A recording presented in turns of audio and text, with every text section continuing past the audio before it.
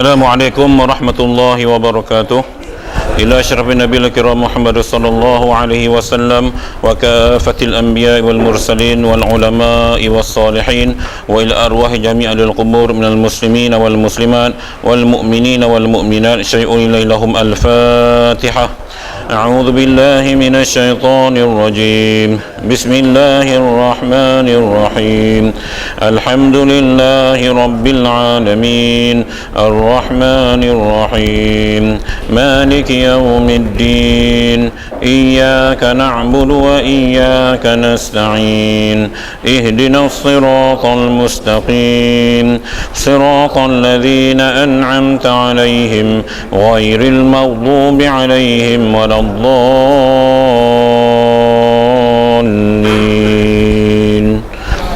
Waalaikumsalam warahmatullahi wabarakatuh. Alhamdulillahi rabbil alamin wassalatu wassalamu ala asyrafil anbiya wal mursalin wa ala alihi wa sahbihi ajma'in. Subhanaka la ilma lana illa ma 'allamtana innaka antal alimul hakim. Rabbi shrah li sadri wa yassir li amri wahlul 'uqdatan min lisani yafqahu qawli. Allahumma yassir umurana wa la tu'assir. Rabbi yassir wa la tu'assir. Rabbi tammim bil khair. Amin ya rabbal alamin. Alhamdulillah, muslimin dan muslimat, tuan-tuan dan puan-puan yang dirahmati Allah Subhanahu wa taala, pertamanya dan utamanya marilah sama-sama kita merafakkan kesyukuran kepada Allah Subhanahu wa taala kerana masih lagi diberikan kesempatan kepada kita pada pagi ini untuk sama-sama kita mengikuti sambungan kelas pengajian kita kitab Matlabul Badrain wa Majma'ul Bahrain, yang mana kita hari ini kita akan masuk muka surat yang ke-60 dalam tajuk, masih lagi dalam tajuk golongan yang berhak menerima zakat, dan kita sambung golongan yang ke-7. Ya, ke-7. Ke-7-nya baris atas sekali, baris atas sekali. Ke-7-nya orang perang sabilillah yang tiada mengambil gaji daripada imam. Imam sini maksudnya kerajaan lah, ya. Bahkan berperang kerana Allah jua, maka diberikan dia daripada zakat jikalau kaya sekalipun, kerana ditolongkan dia atas perangnya. Nampak tuan-tuan ya? Yang berperang pada jalan Allah, tak kira kaya ataupun miskin, memang dia perang tu dia tak dapat upah. Askar kita dapat gaji. Ini cerita fisabilillah, memang zaman Rasulullah tu suruh turun, semua turun. Dia tak pedulilah gaji ke elang ke apa ke, tak ada. Okey. Maka syarak mengatakan bahawa orang yang seperti ini layak menerima zakat. Cuma konsep fisabilillah telah diperluaskan oleh pihak majlis fatwa dan beberapa ulama muktabar, yang mana fisabilillah ini juga termasuk dalam contohnya macam kita keluarkan zakat untuk pembinaan sekolah agama, ya, ma'had tahfiz, ataupun benda-benda ataupun pembangunan yang menjadi penghuninya itu orang fakir dan miskin, yang macam tuan-tuan duduk demam ni lah, ya. Jadi itu juga dikategorikan sebagai fi sabilillah, pada jalan Allah. Maknanya kita nak tegakkan agama, sebab di Malaysia ini dalam konteks kita tak berperang. Jadi kita nak keluar zakat macam mana, maka sabilillah itu diluaskan konsepnya kepada apa-apa institusi yang menjurus ke arah perkembangan agama Allah, termasuk sekolah agama, ma'had tahfiz, yang diyakinilah, yang bukan menyeleweng. Kena tengok juga. Okey, ya, jadi benda-benda macam ni layak terima zakat. Okey, baik. Itu yang ke-7. Masjid ni dah ada tabung masjid, jadi kita beri kat tabung masjid je lah. Diluaskan skop ni, saya nampak masjid dana dah cukup. Tu lain, itu boleh. Untuk memperkembangkan syariat Islam. Kalau masjid berterona tak payahlah, duit banyak dah. Jadi yang lain, contohnya macam tuan-tuan duk bagi sekarang ni, saya tengah nak buat masjid, kita nak nak beli kubah, so dah siap, cuma nak buh kubah dah 60,000 ya harga dah. malam ada hamba Allah sentuh tu bagi 3,000 lebih. Saya nak beli kubah, nak pasang kubah, dia suruh tu dah siap, yang kat tahfiz kami tu, tahfiz yang kedua ni. Jadi siapa nak zakatkan jariah, boleh lah. Nampak tak? Maknanya benda tu untuk kita syiarkan Islam tu lebih, nak tegakkan Islam di Malaysia, sebab kita tak berperang, jadi kita buatlah bentuk tu. Baik. Ke-8, Ibnu Sabil. Apa makna Ibnu Sabil? Iaitu orang yang hendak musafir daripada negeri zakat atau yang lalu dengan negeri zakat, maka diberikan dia daripada zakat kadar yang menyampaikan dia kepada tempat kosotnya, dengan syarat berhajat ia, lagi tiada maksiat dengan safarnya. Nampak? Ini Ibnu Sabil, ni orang yang merantau musafir dengan tujuan baik, tak kira pergi mana pun. Dia nak pergi mengaji di Mesir ke, dia nak pergi mana-mana, tujuannya baik, tiba-tiba terputus bekalan. Sama ada terputus tu daripada negeri yang patutnya terima zakat ataupun di tengah jalan. Maka orang macam ni kita boleh bagi bantuan sekadar cukup untuk dia sampai ke destinasi dia. Jadi maknanya mungkin tiket penerbang tak cukup, nak pergi mengaji di Mesir, lagi 3,000 dia umum. Maka kita tuan-tuan boleh keluarkan zakat tiket penerbang dia. Jadi sampai di Mesir, dia nak belajar. Contoh. Nampak tak? Maknanya benda macam ni boleh kita bantu dengan zakat. Kalau kita ada zakat lah, kalau nak sedekah lah. Ni cerita kalau zakat kita tu masih ada lagi. Dah kita dah lagi, ada lagi, ada 500. So tunggu pengumuman, tengok ada datang ke masjid, minta rayuan, tak cukup duit nak pergi belajar, sekian-sekian, maka kita boleh jumpa dia, niatkan zakat. Ini zakat apa-apalah, pendapatan aku ke, zakat wang simpanan aku ke, zakat emas aku ke, apa ke, untuk dia, untuk sambung belajar, contoh. Jadi maknanya itu dipanggil Ibnu Sabil. Boleh kita beri zakat kat dia, dengan syarat dia punya musafir itu bukan bertujuan maksiat lah, yang dibenarkan syarak. Ada kadang-kadang ada berlaku.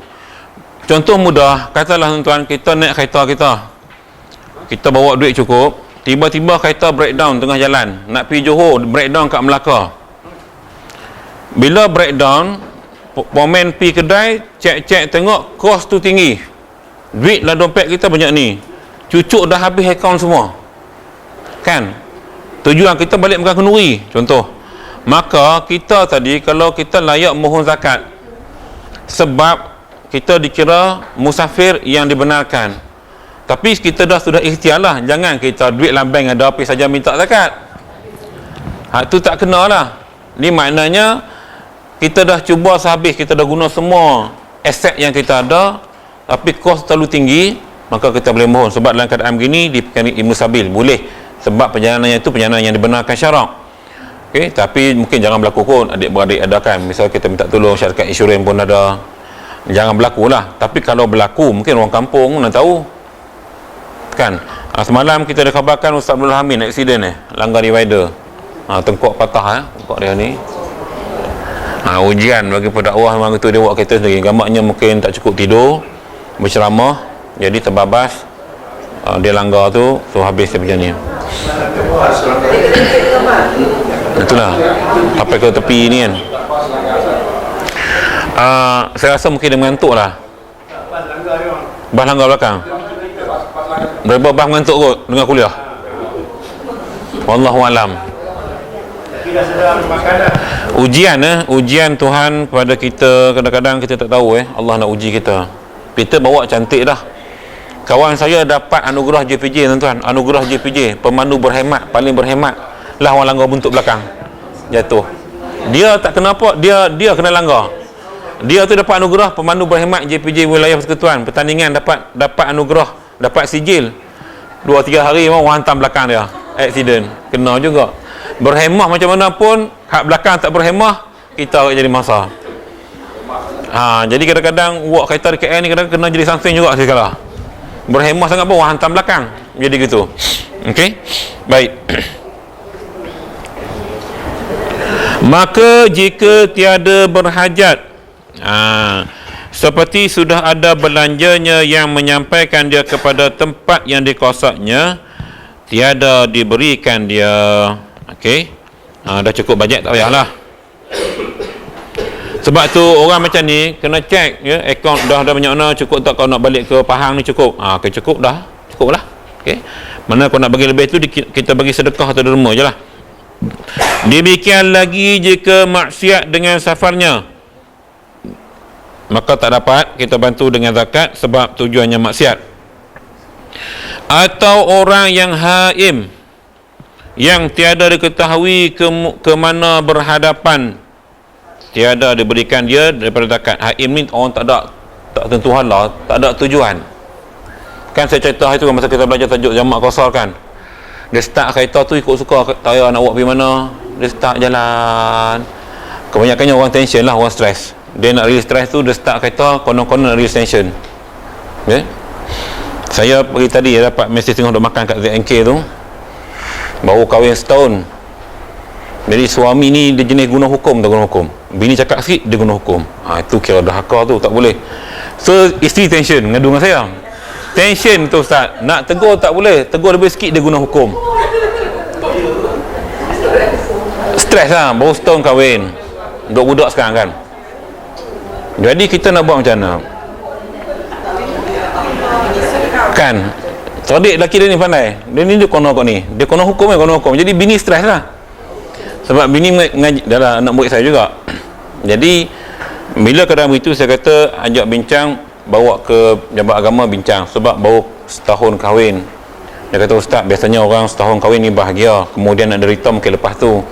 Saya kata zaman sekarang tak tentu dah, kadang bahagia 3-4 hari lah, lepas tu ni masalahnya dah tahu dah benda tu tak sekupu di awal lagi, tapi digagah juga, itu problem. Saya cek nama suami dia, kata apa nama, saya kata suami awak ni berangin, mudah naik angin. Dia kata betul Ustaz, dah tahu daripada awal mudah naik angin, gagah pergi menikah pasal apa? Dia tak boleh nak beza antara cinta dia tu dengan apa yang dah berlaku, sedangkan benda tu itu falsafah. Okey. Jadi ini lumrah masalah kehidupan yang mungkin segelintir bagi tuan perempuan, tapi bagi saya setiap hari berhadapan kes yang macam ni, kita cuba bantulah. Nak buat macam mana kan? Jenis suami jenis pongah, kata orang Kedah pongah. Jenis dia jenis berangin, sikit-sikit tak boleh, dia cepat naik angin. Okey. Kalau macam kita selalu tengok nama gol atau ada kat tajuk molong itu dia macam apa kita macam klasik. Tengok apa? Tak faham. Tajuk muluk. Oh, tajuk muluk. Okey, dalam kitab tajuk muluk, saya balik Kota Baru kan, saya pergi Kota Baru hari Sabtu baru ni, di mana kita ada seminar perubatan Melayu, anjuran akademik perubatan Melayu Malaysia. Di situ kami bahas kitab Bustanul Salatin, kitab lama yang menceritakan tentang perubatan Melayu ni. Dia dalam kitab-kitab lama yang diiktiraf ulama, antaranya kitab itulah. Tajuk muluk ni dia ada benda boleh pakai, ada benda tak boleh pakai. Kena faham lah. Siapa pernah dengar nama kitab ni ya? Jadi pun ditulis oleh ulama juga, cuma ada kan benda tu berasas disebut agama, akidah, ada yang tak berasas. Kena tengok betul-betul.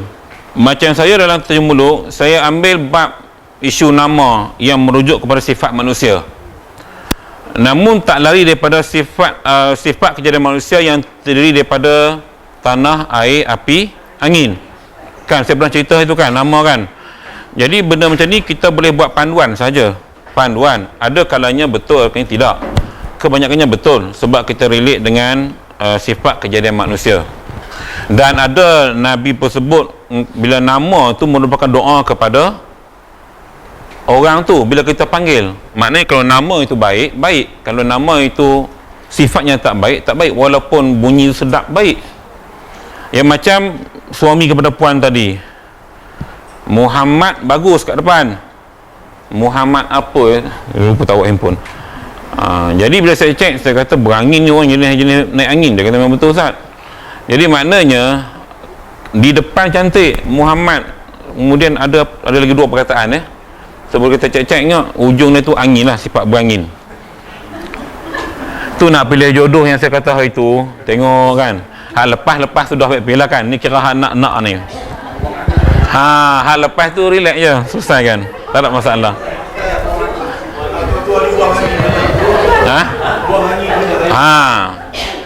Okey. Sebab gini, saya lihat pasangan sekarang kursus nak sijil. Tu je. Pertama, banyak kes perceraian sekarang, Ustaz Bain tahulah. Banyakkan kursus nak sijil. Kemudian yang kedua, interview pun nak sijil untuk mudah, lesen untuk mudah akad nikah. Itu je. So apa yang belajar kat kursus tu tak masuk. Buatlah kursus. Dulu zaman kami dulu kursus sehari 2 hari, lah kursus sampai tiap minggu. Lagi teruk. Sebab orang pergi tu nak sijil. Faham tak? Bila nak sijil, masalah berlaku bila nak sijil, dia akan dapat sijil tapi ilmu macam duduk ngaji lah tuan-tuan. Perasan tak mengaji lah ni? Yang masuk you, yang masuk you nak sijil, dia dapat sijil tapi ilmu tak ada. Tak banyak, hilang. Lain dengan orang yang belajar betul-betul nak ilmu, dia dapat ilmu. Ini perbezaan dia. Sebab tu kalau kelas macam kita tak ada sijil, lagi bagus mengaji penuh ni, berkat tu ada. Kalau kita buat sijil, kononnya lah akademik warga emas masjid, ada akademik pula kan. Dapat kelulusan MQA, Haji Maudin tolong kira, dia orang kementerian, dapatlah MQA punya kelulusan, dapat produce, keluarkan diploma. Bagi contoh, mungkin ni realiti mana tahu kan. Kalau tuan-tuan buatlah akademik, janji badan penasihat tu ada orang yang akademik. So kita keluarkan diploma pengajian Islam daripada akademik, sekian-sekian. Contohnya itulah. Maknanya ramai orang, aku nak diploma ni. So dia masuk maka dia akan dapat diploma. Ilmu kurang dapat. Betul. Tapi bila kita mengaji nak ilmu insya-Allah mudah dapat. Sijil tu tak kemudian. Ni sebab ni dunia punya style. Sebab tu susah. Macam saya perubatan kan. Orang cukup pergi, ustaz sijil mana? Saya kata mana ada sijil? Guru ke guru, mulut ke mulut, talaki, mana ada sijil? Saya orang Arab, saya kata.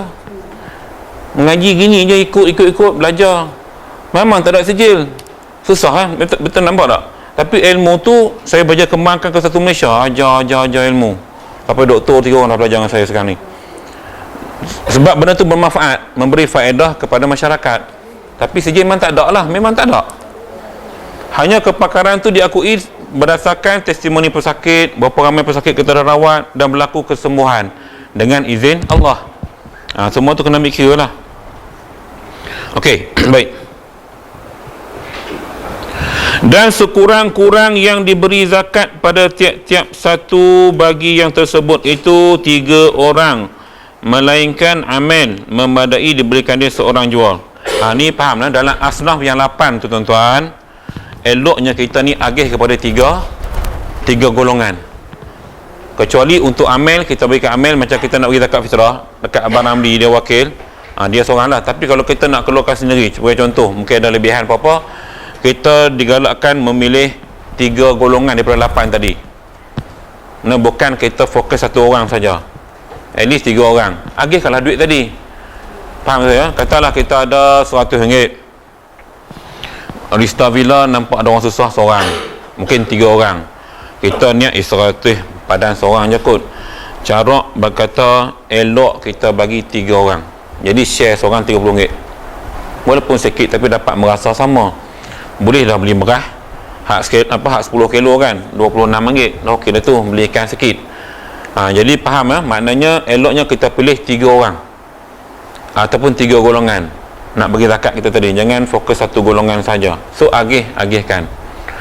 Yang faham ramai buat macam ni. Saya pun buat macam ni, cuma yang tak faham tu. So hari ni kita mengaji, tuan-tuan, lepas ni kalau ada lebihan zakat, kita dah keluar kat lembaga zakat Selangor, tak tengok, kira-kira kau tengok ada lagi lebihan, carilah siapa-siapa susah kat ni yang layak terima zakat, pilih 2-3 orang, kita bagi. agihkan seorang sikit.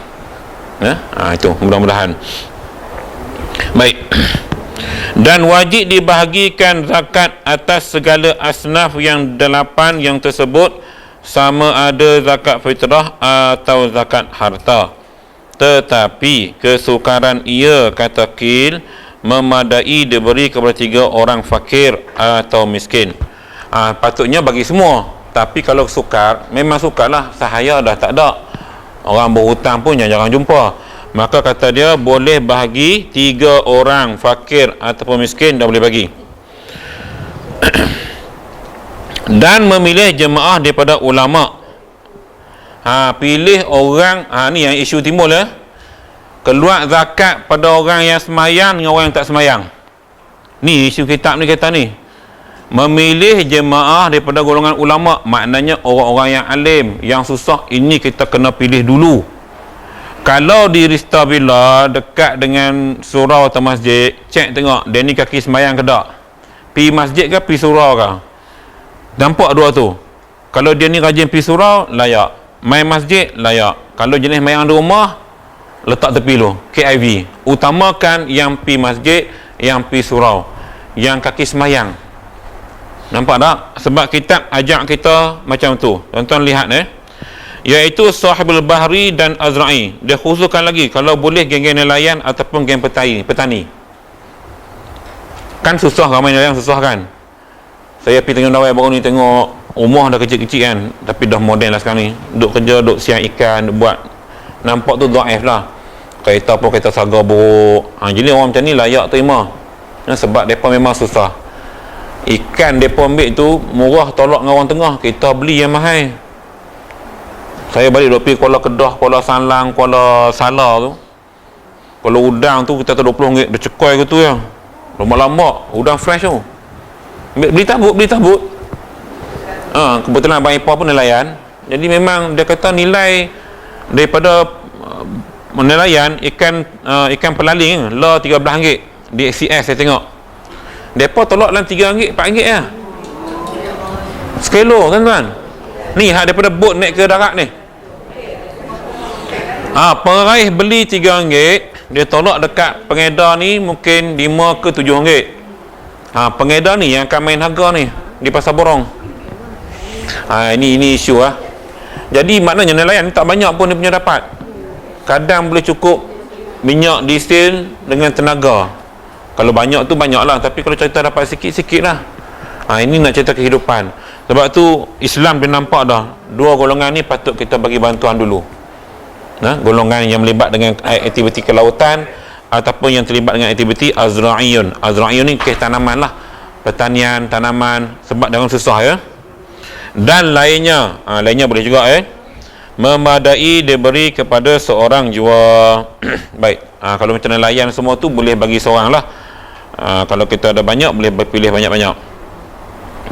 Dan tiada mengapa kita taklid akan dia pada zaman ini, kata setengah ulama. Jika ada Syafi'i lagi hidup, nescaya memfatwa ia dengan dia. Jadi maknanya isu begini, pembahagian kepada nelayan dengan petani ni, zaman sekarang saya tak pernah nampak sangat. Kalau tuan-tuan perasan, ada pejabat zakat pergi, tak tahulah, wallahualam, tapi kurang kedengaran isu zakat diberikan kepada penelayan. Kurang kedengaran isu ni, wallahualam. Ya, sebab kadang-kadang dilihat nelayan ni guna bot, kadang bot ni dia sewa pada toke kan, susah juga. Okey, jadi kita sebut, dia kata kalau Imam Syafi'i ada, dia akan fatwa benda baru lagi. Maknanya boleh diberikan kepada, keutamaan diberikan kepada pihak nelayan dan orang pertanian ni, orang-orang yang cucuk tanam. Dan haram atas Malik memindahkan zakat daripada tempat wajibnya serta ada yang mustahaknya. Imam Malik zakat tu isu kita keluar zakat negeri mana. Imam Malik dia tak bagi zakat ni, katalah Selangor punya zakat, pi tolong Perak dia tak bagi, pindahkan ke Perak dia tak bagi. Zakat Selangor untuk Selangor, maknanya asnah tu asnah Selangor je. Dia tak bagi ke lain. Tetapi tiada haram atas imam memindahkan zakat, dan jika ada yang mustahaknya pada tempat wajib zakatnya sekalipun. Jadi cuma dia kata tak ada sampai hukum haram. Jadi boleh imam ni ada kuasa Selangor kaya sangat ni, kira kaya sangat, apa salah tolong Melaka, tolong Negeri Sembilan, jadi tak salah boleh. Cuma Imam Malik kata dia tak bagilah, dia kira haram. Majoriti ulama kata boleh. Jadi kalau dah maju sangat kan, dah tak ada orang susah kat Selangor ni, jadi tolonglah Negeri Sembilan, tolonglah Perak, begitu maksudnya. Bermula 5 orang tiada harus diberi zakat kepadanya. Ni jangan bagi zakat tuan-tuan, 5 orang ni, iaitu yang kaya dengan harta atau dengan usaha. Memang loaded punya orang, sama ada dia kaya dengan harta. Kaya harta ni maknanya memang keturunan kaya-kaya, itu masuk kaya harta. Celak-celak mata tu kaya dah. Jadi dia takkan rasa kesusahan. Keadaan kedua, dia kaya dengan usaha. Dia mula susah dulu, dia usaha akhirnya Allah beri dia kekayaan. Maka orang kaya ini tidak layak terima zakat. Dah kaya kan. Jangan duk bagi zakat pada orang kaya pula. Yang keduanya, dan sahaya. Hamba sahaya dah tak ada sekarang ni. Dan Bani Hashim dan Bani Muttalib, sama ada tegah akan mereka itu daripada khumsil khumsu, atau tiada demikian lagi segala pemerdekaan mereka itu. Okey, yang turunan Nabi ni tuan, dia ada 5 salasilah yang tak boleh berzakat. Yang pertama, keluarga Abbas, keluarga Sayyidina Abbas. Tak kira bin Abbas dan keturunan dia tu, mereka tak layak terima zakat. Ini keturunan Bani Hashim, keturunan Rasulullah. Okey, yang pertama, dia ada 5. Yang kedua, keluarga Sayyidina Ali, yang Said itulah Sayyidina Ali daripada Hasan Hussein tu. Kemudian keluarga Ja'far, Sayyidina Ja'far. Jadi keturunan mereka ni tak layak terima zakat, tak boleh terima zakat. Yang keempat, keluarga Aqil, keturunan Rasulullah juga, dia kan pecah banyak. Okey. Dan yang kelima, keluarga Haris, Al-Haris. Al-Haris ni keturunan ni Abu Talib, Ibnul Muttalib, Abu Talib punya keturunan lah. Kita cerita senang faham, keturunan Bani Hashim dan Bani Muttalib memang mereka ni tak boleh terima zakat. Sebab tu orang yang habib-habib ni mereka tak boleh terima zakat. Sebab tu saya, guru saya Syekh Anas daripada Palestin kan, guru perubatan ni, bila merawat orang kata sedekah, orang tu sebut ini sedekah, dia kata la, ana tak boleh terima sedekah sebab dia keturunan Nabi, tak boleh sedekah, tak boleh zakat, tak boleh. Dia kata nak bagi kena kata hadiah. Maka saya terima ilmu dari dia pun terpaksa membuat prinsip yang sama. Tu sebab saya tak lembik upah. Yang tuan-tuan dia kata ustaz tak lembik, memang saya tak lembik. Yang nak bagi kena kata hadiah ataupun masuk dalam tabung ni. Macam mana? Bukan, dari sudut terima ilmu ijazah tu, apa patah larang dia saya kena ikut. Saya buat keturunan Nabi, keturunan Siam. Mana saya tak ada, Syed Said pun tak ada. Jadi itu di sudut pengijazahan perubatan, maknanya peraturan dia tetapkan kita kena ikut. Cuma kelonggaran tu mungkin saya tak ada lah ikut apa ni di sudut pantang larang semua kot, so tak ada masalah lah. Tapi di sudut tu kita kena ikut. Bukan pasal keturunan Nabi tak, pasal di sudut ijazah perubatan. Dia sebut syarat gitu, kena ikut lah. Okey. Jadi dah 4 dan yang kelimanya orang kafir yang kafir. Baik. Ya. Sekarang masih gunakan itulah bani itu. Gelaran nama tu sampai sekarang, kalau salah silah yang tak bercampur, yang dah bercampur tu dah berubah. Maksudnya gini, macam sultan kita kahwin rakyat jelata lah kan, dia tak kahwin dengan sesama ni, maka gelaran tu makin lama makin hilang. Macam kita lah kan, yang berkahwin ada daing, ada Toh belah Perak banyak kot. Raja, Megat, Tengku, Ku, kan, jadi dia banyak, kita pun tak faham. Tapi bila dah mula bercampur dengan rakyat biasa, akhirnya dia jadi hilang gitu. Yang kekalkan dalam keturunan Rasulullah ni, saya tengok yang kebanyakannya yang keturunan yang 5 ni. Abu Lahab tak masuk, walaupun dia bapa seorang Nabi, Bani Hashim juga, dia tak masuk pasal dia kafir. Tapi anak dia 2 orang, saya lupa nama, masuk Islam waktu pembukaan kota Mekah. Yang ni Nabi kata layak terima zakat yang 2 orang, boleh di Islam. Makna walaupun dia keturunan ni, tapi bapa dia tak boleh. Pasal apa tak boleh? Kafir. Yang lain, bani lain yang saya sebutkan yang 5 tadi tu, mereka ini keturunan Rasulullah yang tak boleh terima zakat. Tapi sekarang ni dah bercampur habis. Kata ulama, dah kalau layak terima.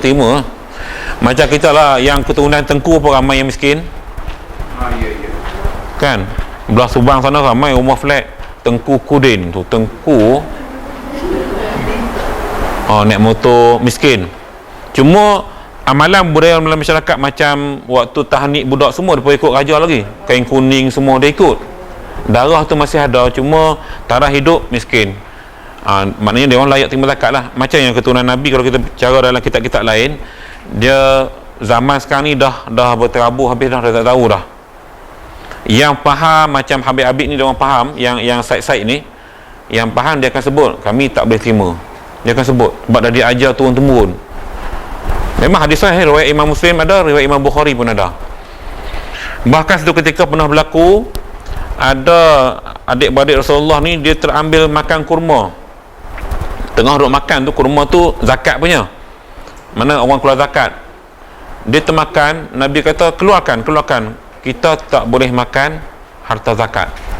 Ada hadis, saya lupa dia punya matan dia tu, tengah duduk makan tu. Memang larangan jelas, dia bukan sesaja kata tak, memang ada hadis Nabi. Sebabnya gini tuan-tuan ya, kerana mereka adalah keturunan yang mulia. Dia macam orang kaya tadi lah, kaya tak boleh terima zakat. Mulianya mereka ini, maka tak layak bagi mereka terima zakat. Kita hina, kita banyak dosa macam-macam kan. Mereka tak. Dia begitulah perumpamaan dia. Baik. Dan dia nakal daripada Istakhriyu ni ulama akan kaul dengan harus memberi zakat kepada Bani Hashim dan Bani Muttalib pada ketika dia tegahkan mereka itu daripada khumsu, dan tiada mengapa dengan ditaklidkan dia pada zaman ini, kerana sangat berhajat mereka itu, dan harus mereka itu mengambil sedekah yang sunat. Ni kata ulama ya, ulama yang bernama Istakhriyu ni, dia fatwa kata ada kaul yang mengharuskan, membolehkan kita beri zakat pada keturunan Bani Hashim dan Muttalib pada kataan sekarang ni, kalau mereka ni memang betul-betul layak. Ni pandangan ulama lah yang diiktiraf. Namun ramai yang faham, yang mana keturunan Rasulullah, setakat saya kenal lah sahabat-sahabat saya, guru saya ni, memang dia orang takkan terima zakat ataupun sedekah. Dia takkan terima. Dia akan sebut, dia terus cakap lak. Dia akan lak tu, bila orang nak bagi duit je, ini sedekah, dia sebut sedekah, terus lak. Dia kata kul hadiah. Dia kata, dia suruh tukar balik niat tu, kata hadiah, pemberian biasa lah, hadiah, macam hibah lah. Waktu tu dia boleh terima duit tadi. Sebab ini hukum ya. Baik. Dan kafir dan mereka yang wajib atasnya memberi zakat itu nafkahnya, dan mereka dinafkahkan dia oleh qarib atau suami atau penghulunya, tiada harus dan tiada memadai diberikan zakat akan mereka itu. Okey, ni tengok balik lah. Ada kes yang kahwin cerai, tapi tadi ni kan ramai isu kat Malaysia sekarang ni, suka bagi zakat pada ibu tunggal. Nampak tak isu sekarang? Faham tak elok kitab ni ajak? Ibu tunggal, selagi mana dia menerima nafkah suaminya, dia tak layak terima zakat. Nanti kena faham. Ni hak isu Malaysia ni. Dia boleh terima kalau tak dapat nafkah dan memang dia miskin. Itu dia layak terima. Tengok kepada keperluan. Anak seorang mungkin dia terima RM200 sebulan, bagi kita memadailah kalau nak seorang. Kalau nak ramai, tengok keperluan tu. Kalau keperluan nafkah tadi tak mencukupi, dipanggil had kifai sesebuah negeri, maka layak diterima. Cuma hukum asalnya kalau dah ada nafkah diberikan, sama ada dia ni cerai ke tak cerai ke sebagainya, dia dapat nafkah, sama ada suami bagi ataupun kitab ni kata qarib, adik-beradik dia tolong. Sebab itu kita digalakkan bagi sedekah ni kepada kaum kerabat dulu yang miskin. Ni Islam nak jaga hak ni. Adik kita, kata kita semua ada adik kan, kita adik kita seorang susah sangat, memang susah betul lah. Jadi kita yang kaya, yang berpendapatan tinggi sikit, maka kita bagi nafkah pada adik kita tadi. Setiap bulan kita bagi kat dia. Memang dia susah pun, dia dah usaha macam-macam, tapi tak kaya-kaya, nak buat macam mana? Bukan semua orang usaha tu boleh kaya, tuan-tuan. Ya Allah tak tetapkan kaya, kau usaha lah macam mana pun. Tetapi usaha kena usaha. Cuma kalau boleh ubah gaya berfikir, insya-Allah dia boleh. Sebab itu kata Ibnu Atiyah, kemiskinan itu adalah suatu fenomena yang boleh diubah dengan kita mengubah gaya berfikir. So Ibnu Atiyah sebut dalam kitab dia Hukama, maknanya mungkin orang tu dia miskin, tapi bila dia mengaji tinggi, otak dia boleh fikir untuk berubah kehidupan yang miskin tadi kepada yang lebih senang. Ramai cuma kita kena ubah gaya fikir. Tak boleh duduk dalam mentaliti yang sama, takut yang sama. Kena ubah, baru akan menjadi maju. Tu kena mengaji lah, kena ada coaching dia, kena ada motivasi dan sebagainya. Atau penghulunya, penghulu sini kerajaan lah. Ada yang terima bantuan zakat bulanan ya, ada yang terima yang apa, jabatan kebajikan masyarakat tu yang bulanan tu ada. Cuma kadang cukup, kadang tak cukup. Biasalah. Tiada harus yang tidak diberikan zakat akan mereka itu atas jalan fakir atau miskin kerana kaya mereka itu dengan nafkah yang tersebut. Ya. Ini cerita asal. Maknanya untuk orang yang diberi nafkah, sama ada ibu tunggal yang dapat nafkah suami dia, bekas suami dia, atau ada adik-beradik yang memang support dia, kita nampak dia susah, kategori susah, tapi sebab dia dapat bantuan bulanan memang cukup, maka dia tak layak terima zakat, tak boleh bagi. Sebab tu kena cek betul-betul ibu tunggal ni. Ni ramai isu ibu tunggal ni. Jadi apa boleh buat? Maknanya ibu tunggal ni kita hanya bagi derma, sedekah, bukan zakat ya, sedekah. Zakat tadi dengan syarat memang dia tak ada bantuan, suami tak bagi nafkah kat dia. Tu layak terimalah kes banyak kes yang cerai tak bagi nafkah ni banyak. Tak layak handle kes-kes macam ni. Tetapi harus diberikan zakat kepada mereka itu jalan berhutang atau perang sabil atau amil atau muallaf atau musafir jika bersifat mereka itu dengan salah satu daripada yang tersebut itu. Maknanya mereka ni kalau kategori yang lain tu boleh, selain pada fakir miskin boleh Kalau kategori mereka berhutang boleh bagi. So tengok kes. Mana pihak bancian oleh jabat zakat dia akan tengok. Dia orang ada semua data-data ni keperluan tu. Okey, layak terima kategori mana? Ini kategori berhutang. Okey, yang ni dapat bantuan zakat nak mulakan perniagaan. So dapat. Macam-macam lah. Jabat zakat akan lihat. So kita yang individu ataupun badan macam kat masjid semua mungkin boleh tengok dari sudut ni tengok keperluan kepada orang yang berhutang tadi ataupun yang miskin tadi, apa yang diperlukan, cukup tak cukup, itu maksudnya. Baik, habis kita bab penerima zakat, kita masuk kita bersiam. Ni nak puasa ni, nak puasa. Ya. Macam nak masuk dalam yang 8 ini dan pusat apa ni tahfiz Al-Quran. Kita bantu dia masuk fisabilillah, masuk juga, masuk dan berada di luar negara. Boleh kalau keperluan tu, maksudnya kalau negara tu bukan jenis berperang ataupun negara tu memang miskin. Thailand lagi boleh lah, sebab kedaifan rakyat dia dan pemerintah yang bukan Islam ditindas. Di Burma tuan, di Myanmar dulu ni ulama-ulama baca Quran dalam lubang, susah nak amal agama, susah, kesusahan Islam, tapi tetap tersebar. Tuan-tuan nak bantu, saya pun ramai di Thailand kan, saya pergi jalan kan, jadi kita bantu fisabilillah zakat tadi. Ni yang kami nak buat Universiti Islamic Asian University, semua wakaf. Bila wakaf termasuk zakat lah orang bagi, ya. Alhamdulillah, ya, ramai dah bantu. Dah kita akan letakkan batu asas bulan 5 bulan 6 ni, peletakan batu asas di Yala.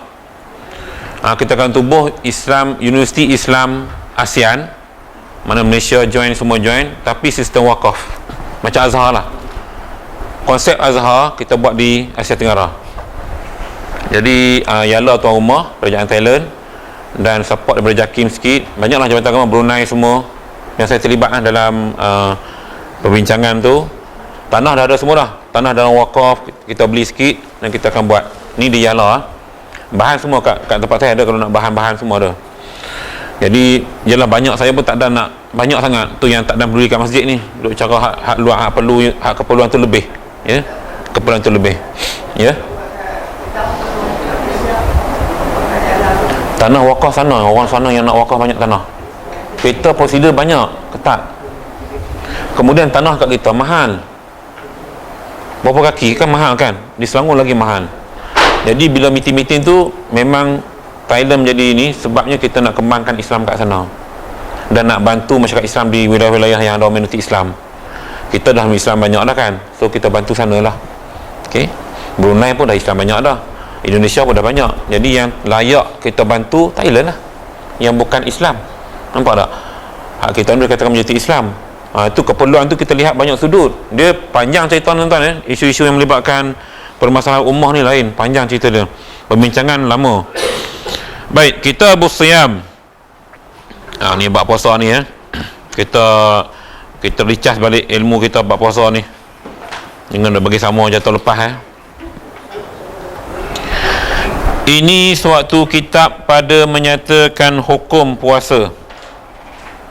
Bermula wajib puasa Ramadan dengan sebab sempurna bulan Sya'ban 30 hari, atau melihat akan bulan pada hak orang yang melihat akan dia, dan jika fasik ia sekalipun, atau sabit melihat bulan pada hukum syarak dengan saksi yang adil. Ini pada hak orang yang tiada melihat akan dia. Okey, nombor 3 tu dah huraian sebelah kanan tu, huraian bahasa Arab, ya. Au subutiha 'inda hakim wala budda an yaqula al-hakimu sabbata 'indi hilalun ramadanin au hakamtu bi subuti hilal ramadan wa illa lam yajibu as-saum. Baik, cerita tengok anak bulan. Ni kita belajar hari ni, ya. Pasal apa yang penyimpan mohon besar jadi selalu sebut. Setelah menjunjung titah perintah Duli Yang Maha Mulia Seri Paduka Baginda Yang Betul Agung dan dipersetujui, diperkenalkan oleh Majlis Raja-Raja, maka adalah dengan ini saya mengumumkan. Dekat sini dalam kitab ni. Maknanya gini tuan, ya. Dia sama ada sempurna 30 hari Sya'ban. Kalau lihat malam 29 Sya'ban malam dah tengok anak bulan. Teropong dekat apa ni di Negeri Sembilan, di Melaka, Tanjung Tuan, Teluk Kemang, tengok semua. Dia ada syarat lagi, ya. Maka nampak anak bulan, maka satu tu 30 Sya'ban tu puasalah, kira satu Ramadan lah. Kalau tak nampak, kena sempurnakan 30 Sya'ban. Ini yang masukkan Sya'ban 30 hari. Sempurnakan Sya'ban 30 hari. Baik. Atau kata dia, melihat akan bulan pada hak orang yang melihat. Pada hak orang melihat sini ialah kerajaan. Okey. Dan jika fasik ia sekalipun. Tukang tengok tu memang fasik. Isap okok dahil. Contoh, Tok Mufti tu isap okok dahil. Dia teropong nak bulan, dia nampak, kita boleh pakai, ya. Walaupun dia kata orang yang melihat tu orang fasik sekalipun boleh. Sebab fasik dari sudut hukum agama ni mudah, yang isap okok ni kira fasik, ya. Dari sudut pandangan agama lah. Bukan nanti tambah bohong semua tu lagi lah. Kan, kuat bohong, kita bohong, tu lagi ya. Duk fitnah lagi. Atau sabit melihat bulan pada hukum syarak. Maknanya sabit sini kata nombor 3 tadi kan, au subutiha, ataupun sabitnya inda hakim, di sisi pemerintah, wala budda ayaqulal hakim, maka tak dapat tidak mesti hakim tadi menyebut sabata indi hilal Ramadan, sabit, kami telah sabit melihat akan anak bulan. Itu sebab majlis raja dia akan cakap diperkenalkan oleh Yang Dipertuan Agong. Nampak tak? Dah sah, Agong sah, nampak, baru dia akan umumkan. Ini maksud sinilah ni. Memang ambillah kitab pun, benda tu dah turun-temurun dalam masyarakat kita orang Islam. Cuma ayat tu panjang sangat. Kalau pendek sangat, rugilah banyak gaji pada penyimpan buku tu ya. Dia bergaji mahal, kena cakap panjang sikit. Dah setahun sekali je umum. Gaji mahal, jadi bagi dia kerja sikit, panjang sikit. Kan? Benarnya mudah nampak anak bulan, puasa je lah. Tapi ayatnya tu sebab bagi kerja dia sikit. Itu je. Okey, melihat pada hukum syarak dengan saksi yang adil. So ramailah ya, yang mufti tengok ramailah 3-4 orang pejabat agama akan ikut. Ini pada hak orang yang tiada melihat akan dia, supaya orang yang tak tengok macam kita ni lebih yakin. Sebab tu dia tengok banyak tempat. Bukan setempat saja. Kan 12 tempat kat Malaysia ni. Supaya nak bagi yakin. Kadang-kadang sini mungkin tak nampak, Teluk Kemang nampak. Okey, kadang Teluk Kemang tak nampak, Tanjung Tuan nampak, Pulau Sayak nampak. Jadi banyak ya. Atau alamat atas masuk bulan Ramadan, seperti ia melihat akan kindil yang dipasangkan dia pada menara. Ni cerita zaman dulu, orang kampung tak ada TV, tak ada apa, tak tahu. Tapi kerajaan umum kalau nampak duk cucuh lilin, lampu menyala kat menara tu, itu tanda esok puasa. Ni cerita zaman dululah. Tu dia katakan, kalau melihat kindil yang dipasang pada menara. Dah Arab baca kendil. Dia orang putih pinjam bahasa Arab.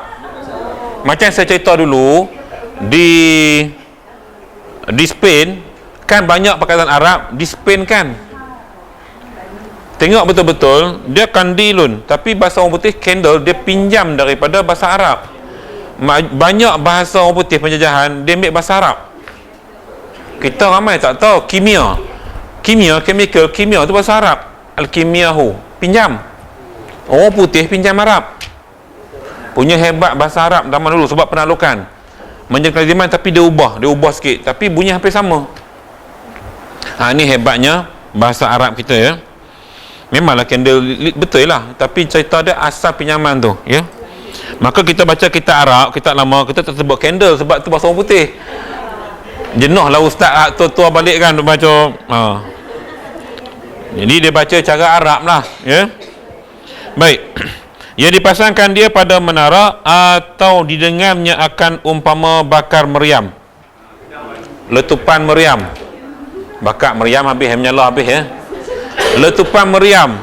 Bunyi letupan, esok puasa. Orang kampung tahu dah. Ni cerita zaman dulu ya, tak ada WhatsApp, tak ada apa ni zaman dulu. Jadi dia peta pasal dengan cara letupan meriam ataupun ada nyalaan di mana-mana. Daripada barang yang berlaku adah dengan dia sekaliannya seperti hukum melihat akan bulan. So kebiasaannya pemerintah maklumkan itu ada isyarat-isyarat tertentu yang digunakan untuk memaklumkan pada masyarakat. Kalau saya pergi di waktu pemerintahan Islam di Spain, di Andalusia, hubungan antara satu tempat digunakan cermin dipantulkan di puncak bukit dari kawasan pemerintahan ke puncak bukit lain. Itu tanda sesuatu akan sama ada pengumuman apa-apa kan zaman dulu. Pantulan cahaya matahari ataupun bulan digunakan cermin besar, dipantul ke tempat lain. Adalah simbol ataupun petanda sesuatu maklumat yang diberikan zaman dulu. Tapi memang dah ada pun. Sebab tu kalau tuan-tuan pergi di kawasan pegunungan di Spain tu, banyak kawasan pegunungan yang ada istana kat atas tu. Memang pusat pemilihan atas bukit supaya senang nak berkomunikasi. Itu ya, lama dululah. Dan apabila melihat bulan pada satu negeri, nescaya wajib pula puasa ahli negeri yang hampir dengan dia, yang satu matlaknya, satu sumber satu tempat terbit, dengan negeri yang dilihatkan bulan itu. Jadi sebab tu tengok banyak tempat. Contoh Selangor berapa tempat kan melawati. Jadi katalah Selangor nampak, Perak dekat Selangor wajib puasa tak? Sama. Negeri Sembilan wajib puasa tak? Dia kira negeri yang berdekatan kena ikut. Sama ya. Macam kita kira banyak tempat kan. Kalau nampak dalam 10 daripada 15, puasa lah. Itu je pun. Cuma Allah ni banyak pakai ru'yah banyak dia pakai kiraan. Kiraan pun tepat juga. Tengok anak bulan dia tengok juga. Sama je.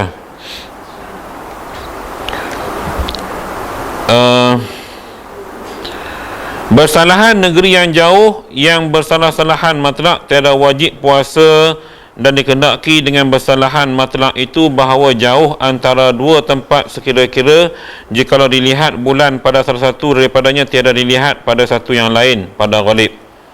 Ni kalau tempat yang jauh tak wajib puasa sebab tak nampak anak bulan, dia kira kawasan yang sekitar dengannya. Sebab itulah kita lihat di banyak tempat, satu Malaysia semua tempat tengok supaya nak buktinya tu sahih. Okey. Jadi jangan timbul masalah kenapa yang dia orang ni tengok tempat banyak sangat, satu sudahlah. Tak dalam kitab ajak gitu. Bukan satu negeri, kita banyak negeri. Hampir semua negeri ada pusat lihat anak bulan. Sebab nak sah kan tu bukan senang. Saya pun dulu masa tak belajar kan, fikir juga satu sudah bagi duit je tengok banyak tempat kan. Ni rupanya baru faham Malaysia berapa belah mufti. 14 negeri, 14 mufti. Semua mufti nak tengok anak bulan. Mana boleh bubuk kawasan. Ni negeri aku tengok. Tu pun kita tak pernah keluarkan katakan terlihat ke atau itu yang masalah. Patutnya ada istilah anak bulan telah kelihatan. Cuma saya fikir gini, dia kalau nak umum begitu, dia nak kena sebut tempat. Jenuh, kena bayar gaji lebih pada Penjimah Muhur Besar Raja-Raja. Sebab dia kena cakap banyak lagi. Kan, anak bulan telah kelihatan di Pulau Sayak, di Air Panjang. TV mengira benda aku tu tau. Dia bab-bab iklan tak ada duit ni memang dia cukup kira. Iklan ada duit tak apa, iklan tak ada duit dia kira. Ni TV punya hal. Jadi banyak sudut kita kena tengok sebenarnya pun. So dia boleh buat tu, kalau boleh ringkas mungkin. Ni cerita media punya hal. Saya masuk Oasis off record nanti. Slot saya cakap 7 minit 10,000 kena bayar pada Astro. Masuk iklan, 2 iklan semua 10 minit. Jadi iklan 2 minit 3 minit, 1 minit setengah before and 1 minit setengah selepas habis kita bercakap. Tu setiap kali saya bercakap 7 minit, saya beri masa cakap 7 minit, ada soal jawab. Satu sesi tu kami kena bayar pada Astro 10,000 marketing. So bila buat 12 seri, berapa seri baru ni kami labur, syarikat labur 500,000 untuk 12 seri dengan iklan, dengan bayaran penceramah semualah. Nampak tak? Dan saya bercakap tu bayaran saya 550 untuk 7 minit. Kalau saya bercakap panjang lagi mahal lah, kira semua tu kata jadi duit tu, jadi duit. Hak dunia cukup jadi duit. Puas tolak tu, lalah ambil juga satu slot. Saya tak suka. Nampak tak? Ini cerita dunia. Komersial masuk duit lama tak apa. Tu pun tak lama juga, memang limit. Tuan-tuan bayangkan berapa banyak mereka untung. Sebab tu mereka untung. Hak duk masuk cerita apa-apa ni semua kena bayar. Dia bukan free, tak ada free. Tak ada lillahi ta'ala ke kami nak buat percuma iklan. Sorry. Business is business. Yes. Nak ceritanya 10 minit 12,000. 10 ke 12,000 kos. KWI kalau nak popular KWI boleh nak popularkan kelab ni. Masuk Oasis apa kami nak popularkan kelab kami, Haji Maudin juru cakap. Dia kata boleh berapa minit tuan nak cakap? 3 minit. Dia berkira 5,000 bayar. 3 minit. Slot sekian jam. Waktu pack ke waktu tak pack semua macam tu dia kira semua. Dan ni duit masuk. Tapi kita dapat iklan lah. Orang kenal lah KWE ni putra-putra. Oh hebat dia orang ni masuk ASRO. Kalau nak ke arah situ, tak, saya percaya benda tak mustahil tuan-tuan. Kelab ni akan menjadi kelab yang akan ramai kemudian hari. Kalau kita pandai buat marketing. Bukan nak bisnes, tapi kita nak sebar luaskan agama.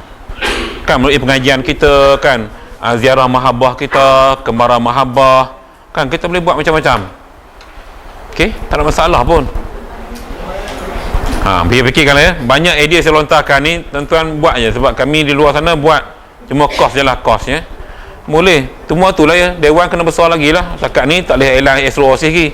Radio klasik pun tak boleh. Padan Ebahan Nazir pun tak cukup lah pada grup WhatsApp je. Sungguh. Ya. Radio klasik pun tak boleh, tak boleh. Tak cukup. Sebab kapasiti kita tak muat. Melainkan besok kalau kita ada dewan besar, macam dewan kuliah betul-betul, macam Majlis As-Salam, boleh. Saya syorkan kita wawakan biar ramai orang Bukit Puchong turun, kan Nusa Putus semua turun. Kita semarakkan lagi pengajian ilmu bagi orang yang dah pencen ni. Nak buat apa kan? Pencen dapat. Jadi kita sediakan amalan untuk kita nak mati je. Betul? Daripada kita duk main kayu goh apa semua tu kan. Nak main kaya hak main lah. Nak kali sekala main okey lah. Hampak tikak tu pun peluh kat tu, tikak tu kan hampak peluh juga tu. Ya. Tolong vacuum masjid pun peluh juga. Banyak benda kebajikan boleh kita buat sebenarnya pun. Cuma nak tak nak, mungkin keegoan tu kena letak di atas, di bawah untuk kita buat benda-benda yang macam ni. Baik, jadi tuan-tuan puan sekalian, cukup dulu kita berhenti pada bab ni. Kita sambung bermula ya. Bermula syarat sah puasa. Tanda ya, saya tanda ni bermula syarat sah puasa insya-Allah. Taib, yang baik itu daripada Allah Subhanahu wa taala, yang tidak baik itu datang kepada kelemahan yang ada pada diri saya sendiri. Aqul wa astaghfirullah alazim li wa lakum. Assalamualaikum warahmatullahi wabarakatuh. أعوذ بالله من الشيطان الرجيم. بسم الله الرحمن الرحيم. الحمد لله رب العالمين، والصلاة والسلام على رسول الله وعلى آله وصحبه أجمعين. اللهم ارحمنا بالقرآن العظيم واجعله لنا إماما ونورا وهدى ورحمة. اللهم ذكرنا منه ما نسينا وعلمنا منه ما جهلنا وارزقنا تلاوته آناء الليل وأطراف النهار واجعله لنا حجة يا رب العالمين. اللهم بارك لنا في رجب وشعبان وبلغنا رمضان وبلغنا رمضان وصلى الله على سيدنا محمد وعلى آله وصحبه أجمعين والحمد لله رب العالمين. تقبل الله منكم.